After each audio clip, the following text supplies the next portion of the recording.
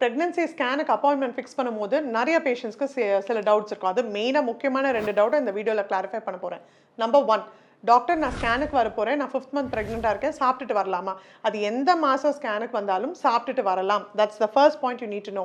ஏன் சாப்பிட்டுட்டு வரலாம்? அதுக்கு ஒரு பாயிண்ட் இருக்குல்ல. ஏன்னா நம்ம ப்ரெக்னன்சி பார்க்க போகிறது கர்ப்பப்பைக்குள்ளே குழந்தை இருக்குது. ஸோ கர்ப்பப்பை எங்கே இருக்குது? கீழே, நம்மளுக்கு வயிற்று கீழே இருக்குது. ஸோ அதுக்கும் நீங்கள் சாப்பிட்றதுக்கும் சுத்தமாக சம்மந்தமே கிடையாது. எப்போவுமே ப்ரெக்னென்ட் மதர்ஸ் கிட்ட நாங்கள் சொல்கிறது, ஃபாஸ்டிங் ஸ்டேட்டில் நீங்கள் வரணுன்ற அவசியமே இல்லை. அது ப்ரெக்னன்சி ஸ்கேனுக்காக ப்ளீஸ் சாப்பிட்டுட்டு வாங்க. ஏன்னா நீங்கள் சாப்பிடாம வந்தீங்கன்னா கிடினஸ் வரலாம், இல்லை வாமிட்டிங் வரலாம். அதனால அதெல்லாம் அவாய்ட் பண்ணுங்க. Always have something to eat and come for pregnancy scan. First point. இப்போ செகண்ட் கொஸ்டின் நிறைய பேஷண்ட்ஸ் எங்ககிட்ட கேட்கறது, தண்ணி ஃபுல்லாக குடிச்சிட்டு வரணுமா, நாங்கள் தண்ணி சாப்பிட்டுட்டு வரணுமா, பிளாடர் ஃபில் பண்ணுமான்னா கிடையவே கிடையாது. நீங்கள் நார்மலாக சாப்பிட்டுட்டு தண்ணி குடிச்சிட்டு வந்தால் போதும். அட்லீஸ்ட் எங்கள் சென்டரில் பிளாடர் ஃபில் பண்ண சொல்ல மாட்டோம்.